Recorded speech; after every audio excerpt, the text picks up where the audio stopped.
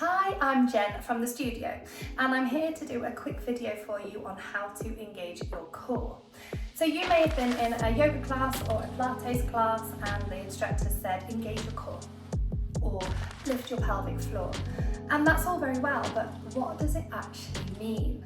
So I'm going to give you a few cues, a few little hints and tips, and hopefully that will help you now in future sessions.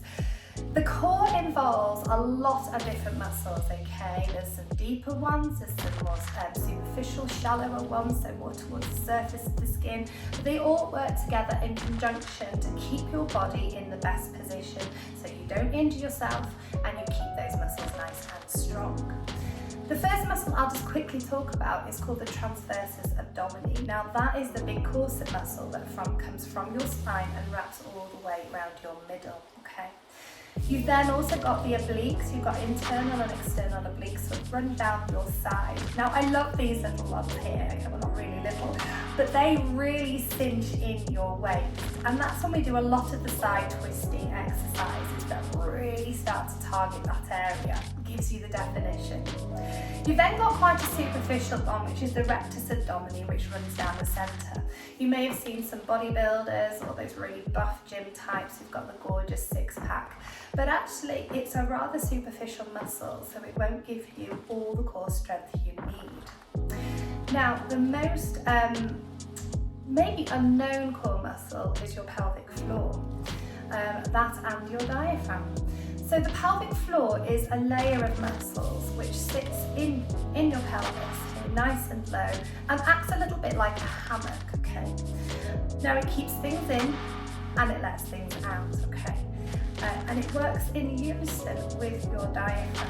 So it's like a little jellyfish inside of you. So if you think about your diaphragm up here, which is used for breathing, they go up and down like a jellyfish inside of you, okay?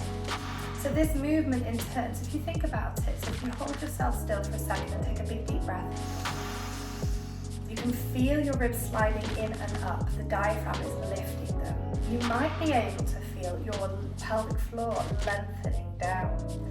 As you exhale, just pause, you think about lifting that pelvic floor and the diaphragm releases and relaxes. So that's how it works, and they work together, and that's why a lot of the time the breathing reminders are really, really crucial for your exercising. Not only does that breath technique relax you, it also focuses your mind. It gives the muscles lots and lots of oxygen, so you get more oxygen to the blood flowing around the body. But it keeps your pelvic floor, keeps your core strong. So you're even doing a little core workout breathing. Amazing. So let's have a little think about some cues on how to actually get these muscles activated and working for you. One of my favourites is if you place your hands just really nice and lightly onto your core here, or just rest them onto your ribs, okay? And you're just going to have a little cough. Now I know we don't cough nowadays, so apologies, but you're at home, so it's perfectly safe.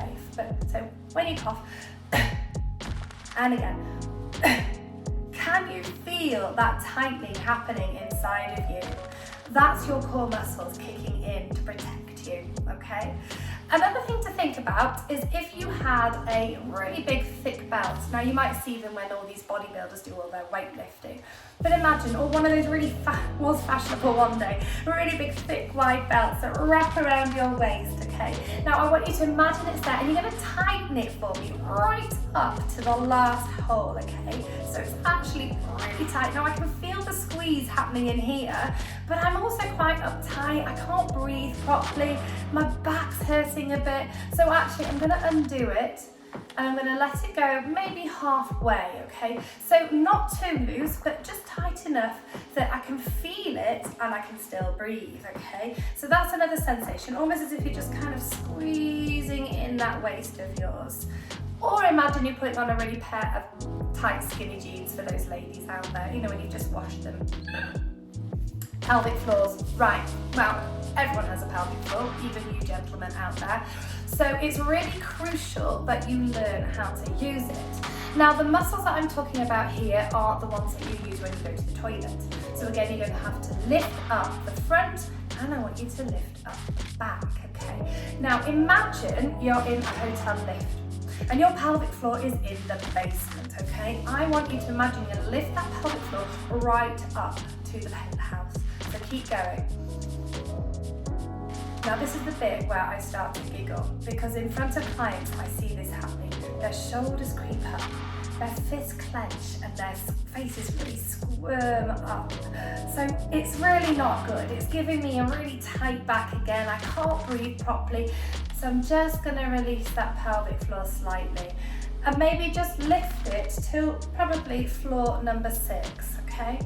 So have it there humming away, okay, so you just know. And throughout these lessons, we always remind you to keep it lifted and even tell you sometimes when to do it, okay? It's a really crucial muscle to keep working for obvious reasons. We don't want it to go weak. We don't want it to lose its power. So that basically are some ideas there on how to engage into your core, lift that pelvic floor. Remember, it doesn't come quickly. It may be a light bulb moment that happens within a class and you think, I've got it. But the more that you do it, the more that you think about it, the easier it will become and the stronger the core you will have.